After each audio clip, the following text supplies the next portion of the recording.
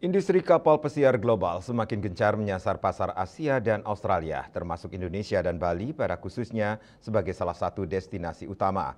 Tren ini membuka peluang besar bagi tenaga kerja asal Indonesia, khususnya di sektor awak kapal pesiar.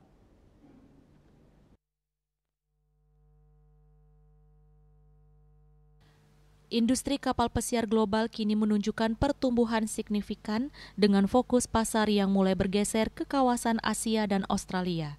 Mayoritas kapal pesiar yang beroperasi berasal dari perusahaan luar negeri yang berbasis di Amerika dan Eropa. Saat ini Bali menjadi salah satu destinasi yang rutin disinggahi kapal pesiar dengan frekuensi kunjungan hampir setiap minggu. Perkembangan ini memberikan dampak positif terhadap sektor ketenagakerjaan, khususnya bagi awak kapal pesiar. Peningkatan volume kapal yang memasuki wilayah Asia mendorong permintaan terhadap tenaga kerja berkualitas dari kawasan ini, termasuk Indonesia dan Bali pada khususnya. Namun menurut pelaku industri kapal pesiar Daniel Paulus Ferdinand, seiring meningkatnya minat untuk bergabung di industri ini, pencari kerja diimbau untuk lebih selektif dalam memilih agen perekrutan.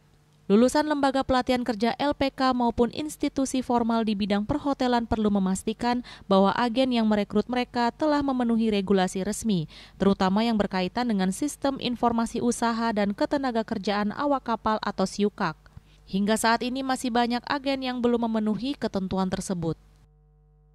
Dengan berkembang pesatnya industri kapal pesiar dan pada saat ini apalagi mayoritas industri kapal pesiar dari luar negeri yang kedudukan di Amerika ataupun Eropa sekarang sedang menyasar pasar Asia Australia ya, dan saat ini ya seperti Bali sendiri kita lihat ya hampir setiap minggu ada kapal yang bersandar. Ini merupakan kabar baik juga khususnya untuk di bidang ketenagakerjaan awak kapal pesiar.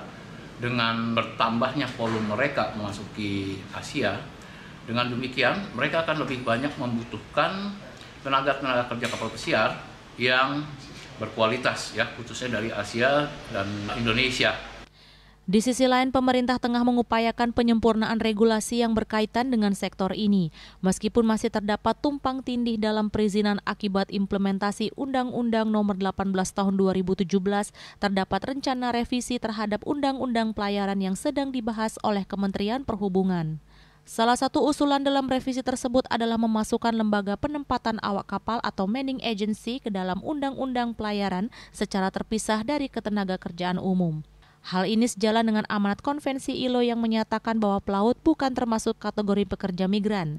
Diharapkan peraturan yang lebih spesifik ini dapat memperkuat penempatan dan perlindungan bagi awak kapal Indonesia di industri internasional. Yana, Bali TV.